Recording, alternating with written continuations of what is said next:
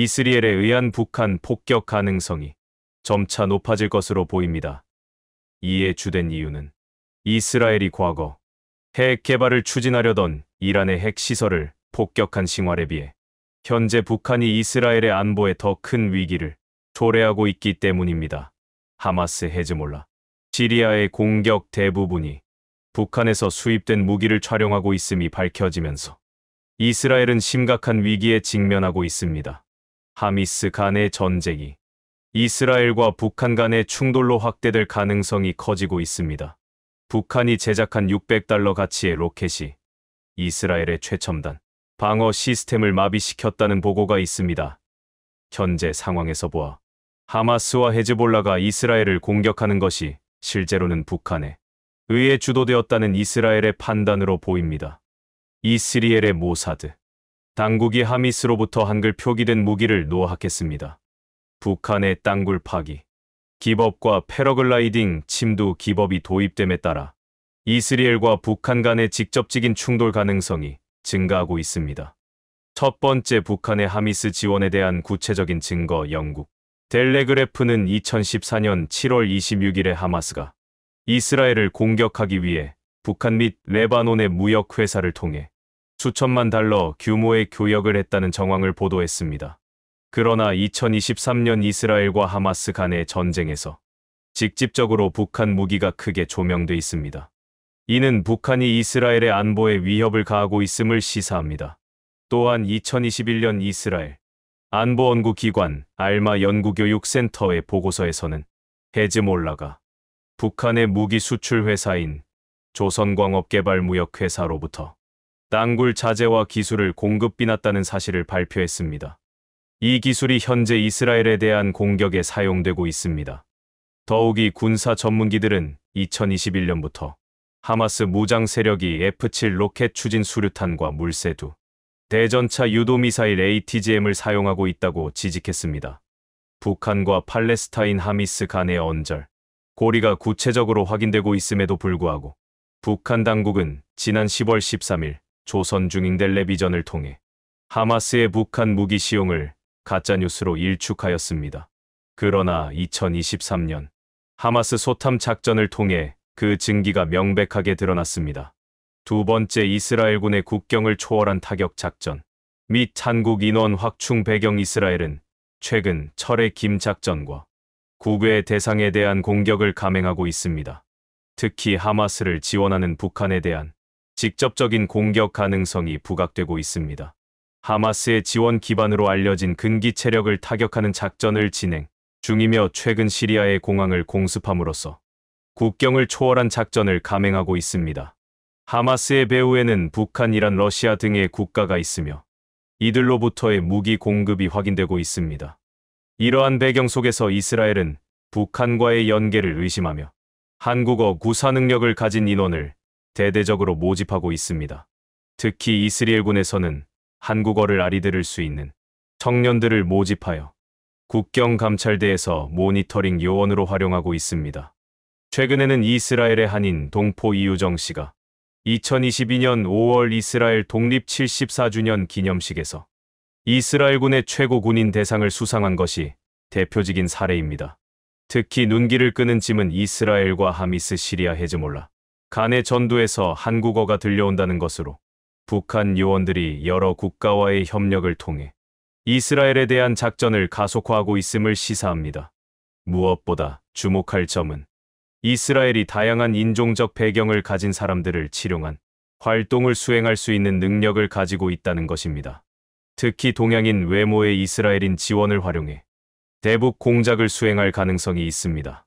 동양계 유대안 중에서는 중국의 카이펑 지역의 유대인들이 대표적입니다. 이들은 중국인의 외모를 가지고 있지만 유대교의 교리를 따르며 이스라엘 국직을 가질 자격이 있습니다. 흥미로운 점은 북한 내에서 침등하는 중국의 화교를 중에 이스라엘의 정보기관인 모사드와 연계될 수 있는 인원이 있을 수 있다는 것입니다. 이로 인해 북한 내에서 이스라엘 모사드의 활동이 이루어질 가능성을 완전히 배제할 수 없다는 점입니다. 세 번째, 이스라엘의 북한에 대한 직접 공격 가능성. 2023년 10월 15일 백악관은 북한의 나진항에 8월 이후 대형 선박 4척이 입항한 것을 밝혔습니다. 북한이 이스라엘을 대상으로 한 무기 선적의 가능성이 제기되고 있습니다. 현재 이스라엘의 북한에 대한 공격 가능성이 높아진 것으로 보입니다. 지난 몇 년 동안 서방 국가를, 특히 미국과 한국은 북한에 대한 직접적인 타격에 매우 주저하였습니다. 그러나 이스라엘은 한반도 문제와 유엔 관련 이슈와는 관계없는 국가임에도 불구하고 북한에 대한 공격 기능성을 크게 가지고 있습니다. 이런 상황에서 북한이 이스라엘 본토를 티격할 능력이 없다면 이스라엘의 일방적인 승리가 예상됩니다. 그러나 이는 공개적인 선전포고보다는 다른 방식으로 이루어질 수 있습니다. 네 번째, 북한에 대한 사고. 위장 공격의 가능성. 북한에 대한 직접적인 공격보다는 사고로 위장된 공격의 기능성이 있습니다. 과거 용천역에서 발생한 폭발 사건에서는 시리아의 핵 군리학자 12명이 북한의 핵 개발 관련 업무에 참여하려는 중 기차 폭발 사고가 발생하였습니다. 이스라엘의 공격으로 인한 것인지는 명확히 알려지지 않았습니다. 당시 한국은 북한의 용천역 폭발 사건 복구 작업을 지원하였고 이 사건은 사고로만 기록되었습니다. 이와 같은 사건이 앞으로 북한에서 다시 발생할 가능성을 완전히 배제할 수 없습니다. 이스라엘은 이전에 이란의 핵 개발자들을 제거하였고 미넨 올림픽 테러 사건의 용의자들도 모두 찾아 제거하는 등의 엄청난 결단력을 보였습니다.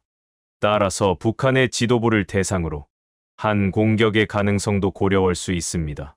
가장 큰 문제는 이러한 사건이 발생할 경우 북한 당국이 이 문제의 책임을 어디에 돌릴지 예측하기 어렵다는 점입니다. 다섯 번째, 예상치 못한 북한 체제의 전복 가능성. 현재 북한은 시리아, 이란 헤즈볼라 및 하마스와 같은 단체들의 수익을 창출하고 있습니다. 뿐만 아니라 이스라엘을 자극하고 전쟁 중인 러시아에게도 무기를 제공하고 있다는 정보가 있습니다. 이로 인해 북한은 국제적으로 많은 적을 양산하고 있습니다. 북한은 지난 시기 동안 주로 한국을 위협하였으나 현재는 국제적으로 많은 적을 만들고 있어 북한의 위협을 받는 국가들 간의 국제적 연대와 첩보 공유 활동이 강화될 수 있습니다. 이러한 상황 속에서 북한의 체제 변화나 급격한 사태 변동의 가능성을 고려해 볼 필요가 있습니다. 여섯 번째, 통일을 대비한 준비 필요. 북한 체제 전복의 가능성이 뜻밖의 상황에서 갑작스럽게 발생할 수 있다는 점이 문제입니다.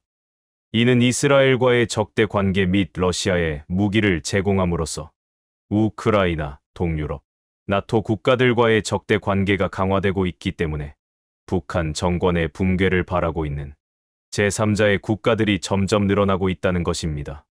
특히 대외 공작 능력이 탁월한 이스라엘을 북한이 건드린다는 것은 국가 체제에 엄청난 위협이 될 일로 여겨집니다. 특히 사고를 가장한 지도부가 탑승한 기차나 비행기의 폭발, 건축물의 붕괴와 같은 사고가 발생할 경우, 따라서 한국 정보당국은 모사드와 같은 다른 제3자 국가의 정보당국과의 원활한 소통이 필요하며 북한의 체제 변화에 잠시 옛 설화 한 편만 살펴보겠습니다. 때는 바야흐로 신라시대, 경주 모량리에는 경조라는 여인이 살고 있었습니다.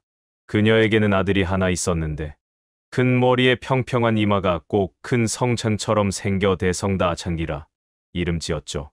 가난했던 모자는 부잣집에서 일을 도우며 생계를 연명했는데 고맙게도 주인집 나으리는 모자에게 받을 약간 떼어주고 농사 지어 먹고 살게끔 해주었습니다. 그러던 어느 날 경주성 안 홍륜사어 슈스에서 육륜외려 런출란 모임을 하기 위해 점계라는 스님은 하나를 시주하면 만배로 돌아올 것입니다 라는 덕담을 해주며 시주를 받으러 다녔고 대성이 우연히 이 덕담을 듣게 되는데요. 그는 즉시 어머니에게 이번 생은 글렀으니 다음 생을 위해서라도 밭을 시주하면 어떨까요? 라며 물었고 경조는 흔쾌히 허락해 주었습니다. 하지만 그 시주가 무색하게도 그날 저녁 대성은 그런데 다음날 조정 대신 김물량은 모량리에 살던 김대성이 이 집에서 태어날 것이다 라는 하늘의 소리를 들었는데 깜짝 놀라 수소문해 보니 모량리에서 김대성이라는 아이가 갑자기 사망했다는 사실을 알게 됐습니다. 그리고 10개월 후 김물량의 부인은 왼손을 꼭 전 사내 아이를 낳았는데 7일이 지나서야 겨우 왼손을 폈고 손바닥에는 대성다 정의라는 두 글자가 쓰여 있었습니다. 즉, 모량리에서 죽은 김대성이 김물량의 집에서 환생한 겁니다. 이를 예사롭지 않게 여긴 김물량은 아이에게 김대성이란 이름을 지어줬고 원래 대성의 어머니인 경조를 데려와 함께 살게 했습니다. 즉, 전생의 어머니, 현생의 어머니 두 명에게 아이의 양육을 맡긴 것이죠. 대성은 성장하며 열심히 불도를 닦았는데 그는 전생과 현생 두 부모님이 모두 사망하자 절을 짓기 시작하는데요. 현생의 부모님을 위해 지은 것이 불국사, 전생의 부모님을 위해 지은 것이 석불사, 현재 석굴암이라 부르는 절입니다. 이는 불국사와 석굴암의 기세에 눌려 큰 관심을 받지는 못했지만 신라시대 문화와 종교 그리고 시대상을 한 편에 담은 훌륭한 설화입니다. 그리고 설화 속 불국사와 석굴암은 신라 불교 문화의 상징이 됐죠. 불국사는 다보답 국보 제25홀 포함 7개의 국보를 품었고 석굴암은 그 자체로 국보 제24호로 지정됐으니까요. 그런데 이름 좀 있는 우리나라의 유물이 늘 그렇듯 기구한 운명을 타고났는데 오늘의 주인공 석굴암 역시 그랬습니다. 통폐로 서울로 옮겨질 뻔했으니까요. 지금으로부터 116년 전 어느 날 우체부 김모 씨는 우편 배달을 위해 토암산 동살령을 넘다가 묘한 광경을 목격하게 됩니다. 즉 무덤처럼 보이는 것을 발견해 가까이 다가갔더니 입구에는 문이 있었고 천정은 무너져 내렸으며 그 안은 흙으로 가득 차 있었죠. 심지어 흙 속에는 석불들이 대량으로 묻혀 있기도 했는데요. 그는 배달을 마치고 경주로 돌아와 일본인 우체국장 모리 바스케센 마주에게 해당 사실을 전했고 이 말을 들은 모리는 당시 경주 군수와 일본인 2명과 함께 현장 탐사를 떠납니다. 751년 경덕왕 10년경 완공된 석굴암이 쥐도 새도 모르게 역사 속에서 사라졌다 다시 등장하는 순간입니다. 이는 돌로 만든 부처를 모셨기 때문으로 현재 국보 제24호이자 유네스코 세계문화유산 1995년 등재에 등재되었는데 석불사는 김대성 개인이 전생의 부모님을 위해 지었지만 경덕왕의 원찰로서 또 나라를 지키려는 국칼로서 경영됐습니다. 자연석을 다듬어 만든 인공석굴 구조의 본존 불상을 중심으로 정교한 계산 속에 배치된 아름다운 불상들은 완벽한 불국토를 연출하며 종교성과 예술성에서 우리 조상이 남긴 가장 탁월한 작품이자 전 세계의 종교 예술사에서도 빛나는 유산인데요. 그런데 이는 현대인들이 아니더라도 그 가치는 누가 보더라도 뛰어났던지 일제강점기 특히 일본인들의 큰 관심을 받았습니다. 일본의 민예운동가 야나기 무네요 시료 종류에는 석굴암은 동양 문화가 최고조였을 때 그 영기링 치를 살린 신라인들이 만든 영원한 걸장이라 평가했고 나카무라 류헤이종 촌량핑는 신라예술의 정수이자 조선만이 아닌 일제강점기 조선회화집성, 조선타파의 연구, 한국미술문화산원총 등을 저술한 미술사학자 고유섭은 인도를 버릴지언정 셰익스피어를 버리지 못한다던 영국처럼 우리에게는 석굴암이 있다고 말할 정도였습니다. 이렇듯 누구나 보면 알 수 있는 위대한 유물이기에 이를 탐하고 이를 소유하려는 이들이 생기게 되는데요. 석굴암이 다시 세상의 모습을 드러내고 3년 뒤 1910년 6월 경주군청 서기로 부임한 일본인 기무라 시즈오는 관찰사로부터 내려온 명령을 받고는 자신의 귀를 의심했습니다. 상부는 불국사의 주조불금동불과 석굴암 전체 경성으로 운반하라고 명령했는데 아무리 생각해도 이상했습니다. 그것도 석굴암 전체를 통폐로 옮기라는 것은 지금 들어도 황당무계한 명령인데 이는 기무라 시즈오 역시 마찬가지였습니다. 1924년 그는 조선에서 늙어가며라는 책에서 엄명이었다. 불국사의 불조불과 석굴불 전체 경성으로 수송하라는 명이 떨어졌다. 그리고는 즉각 운송계산서를 보내라는 것이었다. 경주 군수 등은 복종하는 태도였는데 나는 그럴 수 없었다. 그야말로 폭명바어 민기였다. 원래 이런 유적 유물이라는 것은 그 토지에 정착해 있어야만 역사적 증빙이 되고 공경하는 마음이 생기는데 관리로서 사리를 모르는 것에도 정도가 있다. 이에 맹종에서는 안 된다고 생각하고 회담하지 않고 묵살하기로 결심했다. 이후 나의 명령이 제대로 효과를 발휘해서 중지된 것은 지금에 이르러서 흐뭇하게 생각한다고 적었습니다. 그러나 실제로 한일합병 전후로 조선 총독부에 의해 비밀리에 추진됐던 석굴암의 경성 이전 계획은 상당히 진지했습니다. 석굴암 관할 장기군청에 구체적인 이전 지령이 하달됐으니까요. 장기군청 역시 당황스럽기는 마찬가지였습니다. 왜냐면 석굴암을 해체해 운반하려면 표고 561m 산 꼭대기에서 감 포항까지 16km에 이르는 대형 도로공사가 필요했으니까요. 그것이 가능하다고 해도 무슨 제주로 높이 3.4m에 이르는 거대한 석상과 부재들을 산길을 통해 완벽하게 운반하라는 것인지 도저히 이해할 수 없어 견적조차 내지 못한 채 쩔쩔맸죠. 이런 어이없는 명령을 내린 이는 한일합병 직전 조선의 제2대 통감, 그리고 그 뒤에는 악명 높은 데라우치 마사타케 내정이 초대 조선 총독이 있었죠. 왜 일본이 아니라 경성이었을까요? 여기엔 시커먼 속내가 있습니다. 아라키 준 경북대 인문학술원연구원이 2020년 1월 문화재에 발표한 일제강점기 경주 남산 삼룬계 약사열애 좌상 반출 경위에 대한 고찰에 의하면 석굴암 경성 이전 계획은 식민 이데올로기인 일선동조론을 센동조론과 조선정체성론 자오 센팅즐싱론을 바탕으로 조선왕조의 상징인 경복궁을 해체하고 그 한복판에 과거의 영광을 상징하는 석굴암을 안치시킴으로써 일본 제국에 의해 무너진 유교 중심의 조선왕조를 부정하고 동시에 조선이 일본과 뿌리를 같이 했던 고대로 회귀해 과거의 영광을 되찾았다는, 즉 새로운 시대가 열린 것을 시각적으로 선언하려는 기획이었습니다. 그러나 그 구상이 무산되자 석굴암 본존불 대신에 경성으로 반출된 것이 다름 아닌 삼릉계 약사열애 좌상이었죠. 물론 실행되지는 않았으나 석굴암이 이전된다는 소식을 접한 경주 주민들의 반대는 대단했습니다. 1912년 10월 30일자 매일신보는 경주에 있는 신라 고도의 다보답과 석굴암의 불적 등을 총독부에서 경성으로 이관한다는 유설이 전해져 경주 지방의 조선인 등은 크게 떠들고 있다고 한다고 보도하기도 했죠. 결국 석굴암의 손상을 이미지 않고 경성으로 이전한다는 계획은 기술적, 재정적 어려움과 경주 주민들의 반대 여론까지 겹쳐 다행히 무산됐습니다. 당시 일제의 신보는 그리 쉽게 꺾일 만한 것이 아니었습니다. 석굴암 본존불인 석가열애 좌상 바로 뒤에는 심일면 관음보살상이 있습니다. 동양에 있는 관음보살상 가운데 가장 아름다운 보살상이죠. 이 상만을 가지고도 불교, 예술을 설명할 수 있다는 말이 있을 만큼 이름 모를 신라 석공이 온 혼을 기울여 만든 정교하면서도 멋진 보살상인데요.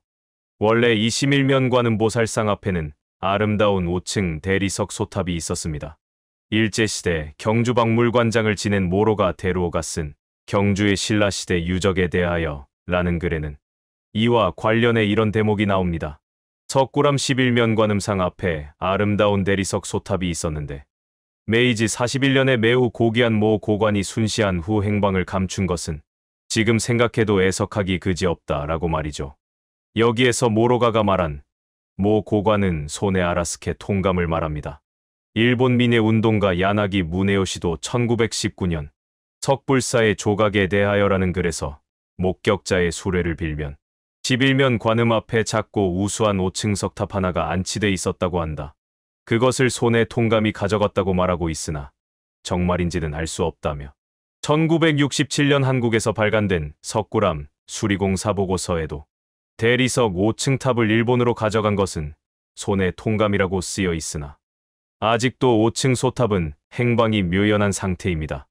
역사학자 이총직은 이를 두고 불국사와 석굴암의 보물마저 송두리째 일본으로 옮겨가려고 했을 것이라 말하기도 했는데 그도 그럴 것이 1906년 일본의 국내 대신인 다나카 미스아키 텐종광세는 높이가 13m가 넘는 인천에서 배에 실어 반출한 기록도 있으니까요. 당시 일제에게 절대 불가능한 일이 아니었을 겁니다. 석굴암에서 사라진 것은 5층 소탑뿐만은 아닙니다. 불국사 다보탑 사자 3구 등도 감쪽같이 사라졌죠. 1910년부터 경주군 주임석이었던 기무라 시즈오는 조선에서 늙으며라는 책에서 다음과 같이 회고합니다. 내 마지막 소원이 있다. 도와 총을 도둑놈들에 의해 환금되어 일본으로 반출된 석굴암 불상 2구와 다보답 사자 3구, 그리고 석조사리탑 등 귀중물이 반환되어 보존상의 완전을 얻는 것이다 라고 말이죠. 같은 일본인조차 일제시대 일본인들의 행태를 용납할 수 없었던 것이며 우리 유물이 본래 자리로 돌아오기를 바랐던 겁니다. 지금도 일본 어딘가에서 우리의 유물이 잠들어 있다는 사실을 생각하면 가슴 한켠이 쓰라리기만 합니다. 시대가 호르고 흘러 한류가 전 세계 만방에 퍼지면서 우리의 역사, 전통, 문화 역시 함께 주목받고 있습니다. 문화유산 역시 하나의 산업이라는 말까지 나올 정도로 그 가치가 더욱 높아지고 있죠. 이제는 과거가 아니라 미래를 위해 우리가 빼앗기고 잃어버린 유산을 되찾는 것, 그리고 지금 가지고 있는 유산을 보호하고 더욱 빛나게 보존하는 것도 참 중요하다는 생각이 듭니다.